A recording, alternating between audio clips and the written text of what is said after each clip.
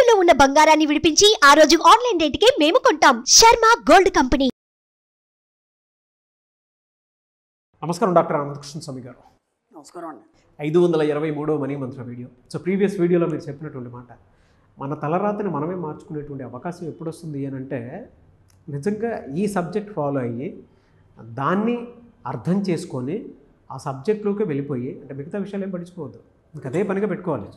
ఆ పనిగా పెట్టుకునేటువంటి వాళ్ళకి మాత్రమే బాగా అర్థమయ్యి వాళ్ళ తలరాతని వాళ్ళే, అంటే ఒక డబ్బు సంపద ఐశ్వర్యం విషయంలోనే కాదండి, పర్సనల్ డిసిప్లిన్ విషయంలో కూడా ఖచ్చితంగా ఆ చేంజ్ మనం చూస్తాము. అటు ఫ్యామిలీ వైపు చూస్తాము, సోషల్ వైపు చూస్తాము, వ్యక్తిగతంగా కూడా చాలా చూస్తాము. ఆ చేంజ్ని, ఆ డిసిప్లిన్ ఖచ్చితంగా వస్తుంది.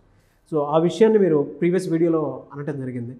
523వ మనీ మంత్ర వీడియో. ఈ వీడియోలో ఏం చెప్తున్నారు? ఇప్పుడు ఎలా ఉంటుందంటే, మన కన్ను ఎలా పనిచేస్తుంది, ఎలా చూడగలుగుతుంది అంటే, ఓ రెటినా అనేది ఉంది. ఓకే, ఇంకా దాని వెనకాల ఎన్నో నాడులు ఉన్నాయి. ఓకే, అదంతా ఏముందనేది మనకు తెలియదు. అంటే ఐ డాక్టర్కి మాత్రమే దాని గురించి పూర్తి అవగాహన ఉంటుంది. ఓకేనా. అలాగే ఒక చెవి గురించి కూడా మనకి లోపల కర్ణబేరి అనేది ఒకటి ఉంటుంది, దానికి ఏమేమి ఉంటాయి అవన్నీ కూడా మనకు తెలియదు. అలాగే బాడీలో ఉన్నటువంటి అనాటమీ సంబంధించినటువంటి శాస్త్రం మనకేమీ తెలియకపోయినా సరే, కన్ను చూడడం అనేది మానట్లేదు, చెవి వినడం అనేది మానట్లేదు. శరీరంలో ప్రతి పార్ట్ పని చేస్తూనే ఉంది. మనకు తెలిసి తెలియకున్నా సరే, గుండె గురించి మీకు తెలియాల్సిన అవసరం లేదు. అది ఎలా పంపింగ్ చేసుకోవాలి, ఎక్కడి నుంచి తీసుకోవాలి, ఏం చేయాలి అని దాని పని వచ్చేస్తుంది.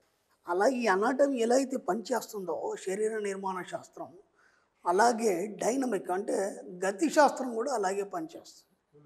ఓకేనా. అంటే మీ పుట్టుక అనేది ఇక్కడికి ఎలా తీసుకురాబడింది, మీరు ఎందుకు ఇక్కడ జన్మ తీసుకున్నారు, ఓకేనా, మీకు ఏమేం కావాలి, మీకు కావాల్సిన వనరులు ఏంటి, అవి ఎలా సమకూర్చుకోవాలి, అవి మీకు ఎవరు సమకూరుస్తారు. నేను గతంలో కూడా చెప్పాను, ఇంతకుముందు మన జనాభా వచ్చేసి 60 కోట్లు లేదా 100 కోట్లు అని ఉండేది. అప్పుడు అందరికీ అన్ని రకాలుగా అన్నీ సరిపోయినాయి.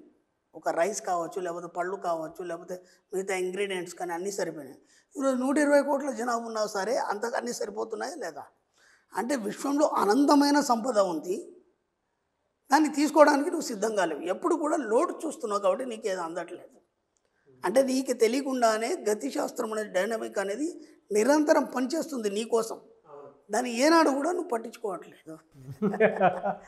అంటే దాని వైపు నువ్వు చూడట్లేదు, పట్టించుకోవట్లేదు. కాబట్టి ఈ యొక్క ఆర్థిక ఇబ్బందులు అనేది నిరంతరం నువ్వు పొందడం జరుగుతుంది. అంటే నిన్ను ఇక్కడ ఎలా పుట్టించడం జరిగింది, నీ యొక్క జన్మ కావచ్చు, లేదంటే ఈ యొక్క గతి శాస్త్రం కావచ్చు, దాని ప్రకారం ఏంటంటే నువ్వు ఇక్కడ సంపూర్ణుడిగా జన్మ తీసుకున్నావు. అంటే నీకు డబ్బుకు లోట్లేదు, ఓకేనా, సౌకర్యాలకు లోట్లేదు, నీ సుఖాలకు లోట్లేదు, నీ ఆనందానికి లోట్లేదు. కానీ ఏమైపోయిందంటే నీకు తెలియకుండానే ఈ సమాజాన్ని చదవడంలో, సమాజంలో అన్నీ వెతుక్కోవడంలో నీ యొక్క సంపూర్ణత్వాన్ని నువ్వు మర్చిపోతున్నావు. ఈ లోటును మాత్రమే చూడగలుగుతున్నావు. అర్థమవుతుంది. అంటే నీ యొక్క ఉనికి నువ్వు కోల్పోయినావు. గతిశాస్త్రం మాత్రం మీకు పర్ఫెక్ట్గా పనిచేస్తుంది. నీకేమేమి ఇవ్వాలి, నీకు ఎలాంటి వనరులు సమకూర్చాలి, నీకు ఏ సమయంలో ఏది అందించాలి, అర్థమైంది. ఇప్పుడు మనం అనుకుంటామంటే, నేను అసలు ఈ టైంలో నేను అది గోల్ రీచ్ కావాలనుకున్నాను, కానీ నేను కాలేకపోయాను, ఓకేనా, నేను ఇంత లాస్ అయిపోయినాను అనుకుంటా, ఓకేనా. కానీ ఒక ఫ్యూచర్లో నీకు ఒక గొప్ప అవకాశం వచ్చినప్పుడు అనుకుంటావు కదా, అది రాంతే మంచిదైంది, ఈరోజు అంతకు 1000 రెట్లు నేను పొందాను. అంటే నీకు ఏది అవసరమో ఏది అవసరం లేదు, అర్థమవుతుందా, నీకు తెలీదా. నీ తరఫు నుంచి నువ్వు ఆలోచించినప్పుడు కేవలం కాన్షియస్ మైండ్లోనే ఆలోచిస్తావు. కాన్షియస్ మైండ్లో ఏం జరుగుతుందంటే ఇన్స్టెంట్గా మీకు ఏం కావాలో అది మాత్రమే అందుతుంది. కానీ ఎప్పుడైతే మీ సబ్కాన్షియస్ మైండ్కి మీరు అప్పచెప్తారో అప్పుడు అది ప్లాన్ చేస్తుంది మీకు ఏ టైంలో ఏం కావాలి, ఏ వయసులో ఏమి ఇవ్వాలి, ఎంతవరకు ఇవ్వాలి, ఎంత మొత్తంలో ఇవ్వాలి, ఓకేనా. ఇప్పుడు ఏమవుతుందంటే మీ యొక్క ఊహ ఎంత ఉంటుందంటే చాలా చిన్నగా ఉంటుంది.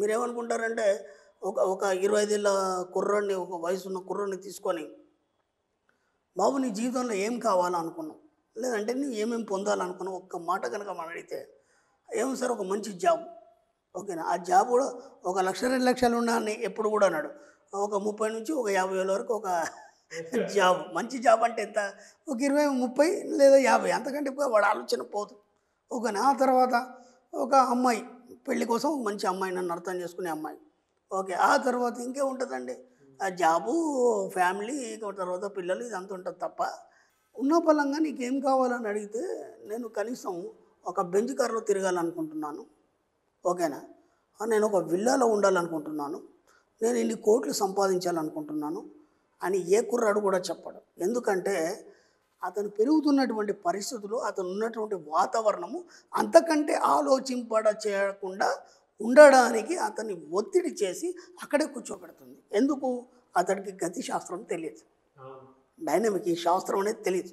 గతి శాస్త్రం అంటే నీ జీవన విధానాన్ని మీకు తెలియకుండా నడిపించేటువంటి మన సబ్జెక్ట్.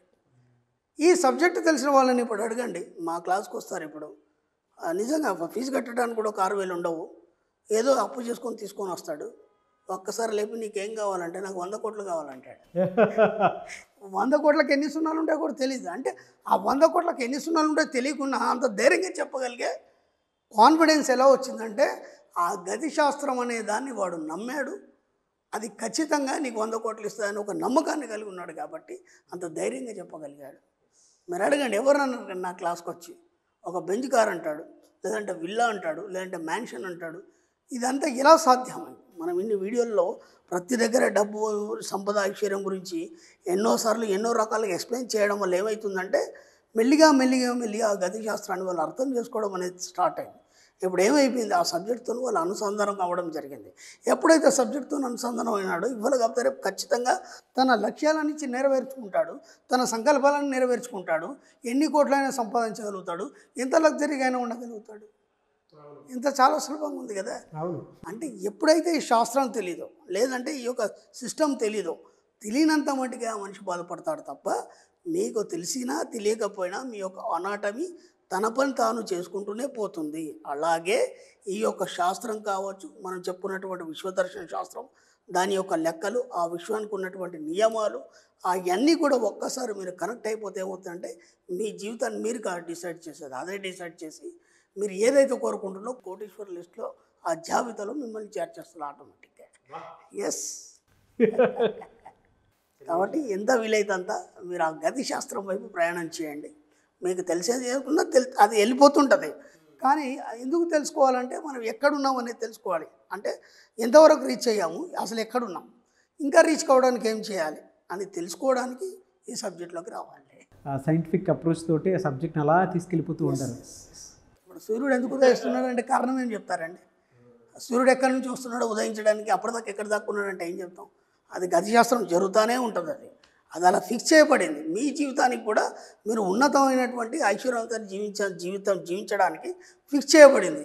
కానీ మీరేం చేస్తున్నారంటే దాన్ని చూడకుండా ఈ సమాజం యొక్క పరిస్థితులకి మీ యొక్క మైండ్ని డైవర్ట్ చేసి ఆ యొక్క ఉన్నతత్వాన్ని చూడలేకపోతున్నారు. ఒక్కసారి పక్కన పెట్టేసి అటువైపు చూడండి, మీరు అనుకునే సాధిస్తారు.